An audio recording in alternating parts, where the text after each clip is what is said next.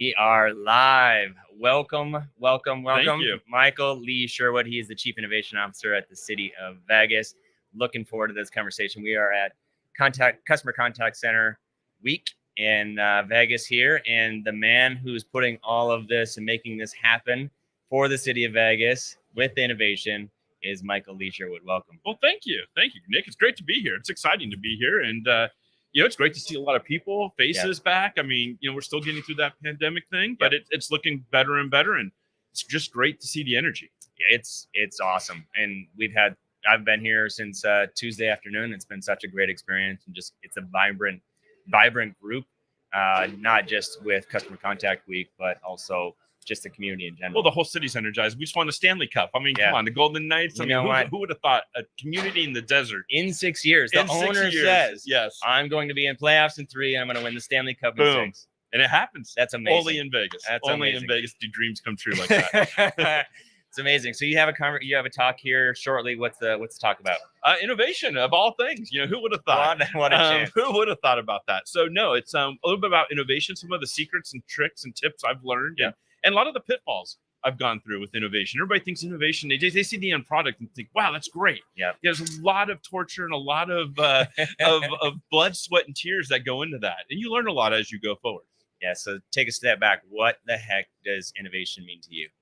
Innovation to me is about change. It's change. At the end of it, it's change. I think we put so much energy into trying to define it and come up with what it means. A lot of times, you just got to start, though. People talk about it and never start. Why is that? I think it's just human nature, afraid, or they start it. It's like New Year's resolution.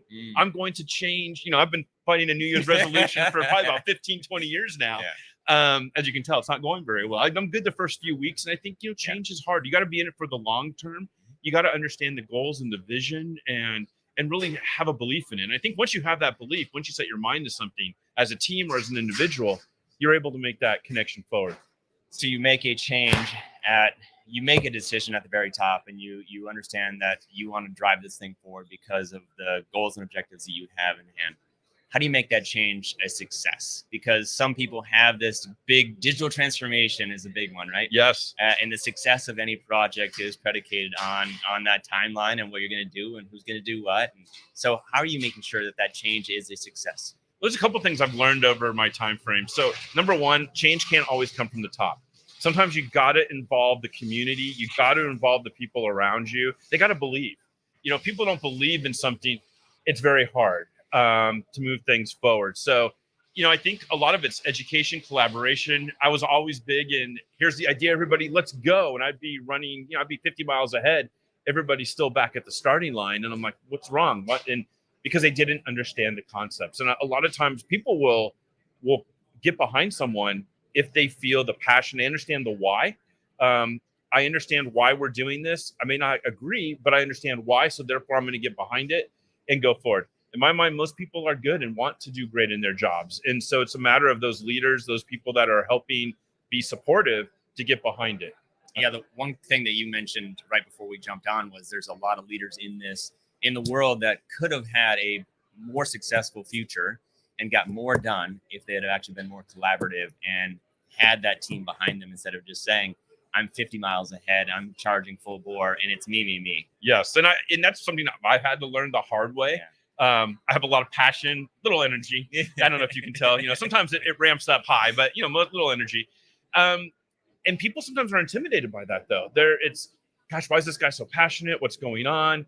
And you could lose people quickly. And so the real key is just really spending time with people, having conversations, explaining the benefits, explaining the needs, explaining the goals. A lot of times people just don't understand the goal. What's the end goal supposed to be?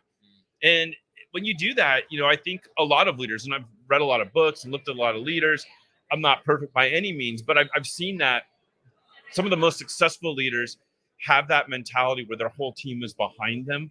And they're not just, it's not the leader carrying the message, it's everybody's carrying the message. And that's powerful.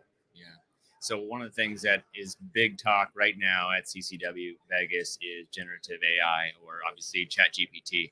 How are you guys using and thinking about that when it comes to innovation with AI specifically? there's so many. It's a wide open. I could sit here for the next 2 days probably with you and go over all the ideas I have in my head. But we're going to start. There's a couple of key areas that we really see opportunity. And when we talk about AI, I think people get so focused on certain facets of AI, they neglect some of the core principles and some of the real successes. So for us, we've broken it down as, how do we take all of our benefits information? We have over 3,500 employees, close to 4,000. Wouldn't it be great for them if they were at home or on the job, they didn't have to call anybody, and they could just type in, what are our pet insurance offerings? And it's something that would come back and give them all the different types. Here's the costs. Here's the different plans. Here's the number to call. And something that would just provide comfort and support, especially, again, in medical insurance. And so a lot of employee issues, we see that as a huge area. Obviously, in data analytics, analyzing our streetlight data, what streetlights are on. I mean, there's a lot of streetlights in Las Vegas. You get a lot of lights in Las Vegas in general. So how could we use some of this technology to help sort of mine the data we have and provide back to us? To me, it's about, how does AI provide efficiency? How does it make a better customer experience? That customer experience could be, hey, my street light's out on my street. Hey, you know what? I don't have to call the city. They have an AI engine. It's going to go back through. It's going to look. It's going to find out my light wasn't on, and they're going to send a crew, and they're going to fix it. Hey, that would be great. I mean, people live, work, and play where they're happy, where there's good schools, there's there's safety, there's amenities. And so how does technology provide those baselines? And it doesn't matter if it's your job. If your job's not providing fulfillment, you're going to leave. It's not always about money. So it's the same thing with the city. If the city's not providing your basic needs, you're going to leave. My job is to get as many people use technology, help my departments internally leverage technology, but get people to feel welcomed and feel that there's something for them in the community. Yeah. So one of the things that we touched on earlier too was the use of cameras that you guys have in Vegas. That's one use case, but how are you taking all of this data that you have? Because I'm sure that it's a ridiculous amount of data that you are getting ingested, and then how do you take that and make it actionable to have decisions behind that? So we're really lucky. Las Vegas in general, people are not afraid of cameras. I mean, we're sitting probably tons of cameras on us now, other than your camera here. And so people aren't as adverse to cameras. So we use a lot of computer vision for collecting information. We're really careful about not having personal identifying information. So we use different sensors as well. LiDAR, which is like a radar. So it draws us as stick figures. So not as what we look like. So you can't really identify an individual. But we use that information in a variety of ways. We use it to know how many people are inside our parks. And people are like, why do you care how many people are at our park? Well, there are significant investments that go into parks. Playground equipment, maintenance, watering. And if no one's using any of it, wouldn't it be good to know the data behind that and use that data to help make better business decisions? No different than we want to know how many cars go through an intersection. Is there a large backup during the day? How could we use that information? Of course, we'll sprinkle a little AI in there and start thinking about it doing automation and doing this on its own over time. But having the data, I think the last 3 to 4 years, we focused on collecting lots of data. And I'll be honest with you, we still haven't tapped. How do you use all that data? Yeah. And there's so many tools out there. There's so many different, walk the expo hall here. There's 100 tools on how to use it, mine it, review it, display it. And so for us right now, it's a matter of, we're starting small. A lot of it's with the low hanging fruit. And then we're expanding on it. But again, for us, it creates efficiency. If we can have our officers somewhere else other than at a park, when there's nothing happening, then let's put them somewhere where the community needs them. Yeah. So bringing it back to that the customer experience, there's a lot of visitors that come in here every single year. You have the data on that of what, on average, how many people come in who are not part of the community? Yeah. So there's a lot of different, that's done. There's so many different agencies in this town. It's not just me. There's the private casinos have their own way of tracking. I guarantee they know how many people are coming in and out of the doors. Yeah. We have general statistics that we get from the convention authority. I know over 21 million people go downtown to Fremont Street, which is just a canopy every year. That's a lot of people and significant in a year. You think of CES brings almost 350,000 people that are not residents here, that are coming from all over the world. So there's a lot of good use of that information. I guarantee you one number, and it's published by the Gaming Control Board, is we know how much money comes in and how much money goes out from all the different gaming establishments and the payouts on slots. And of course, that's important for business as well as for the industry to know in general. So, but that's I think, if we look at data, why does so many casinos now have pools and day clubs? Well, because there was data behind the need for those. So how has that experience changed from the visitors of, let's say, 5 years ago to the visitors today? How has that consumer experience changed? I think everything's changed. So we were talking earlier, back when I was coming to Vegas as a kid, my parents were really bringing me here.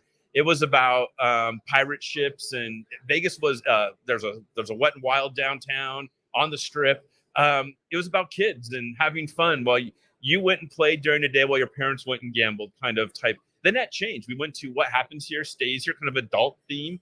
And then we've migrated from clubs to sport events now. So now it's kind of all types of different things. And so I just think it's the evolution of consumer taste. All that's driven by data. Even gaming's changed.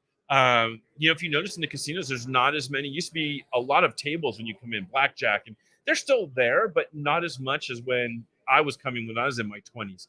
And so it's just changing. I'm talking about games of chance and other types of games of skill, and other types of new ways of energizing the base. Sports betting, huge now. And so all types of trends and opportunities. But again, I think Vegas is really good about understanding those trends. And as a community, we're innovators. What other city do you know blows up buildings after 8 or 9 years of use? Just blow them up and start over. Who builds right behind us? The biggest was a $1.5 billion MSG Sphere.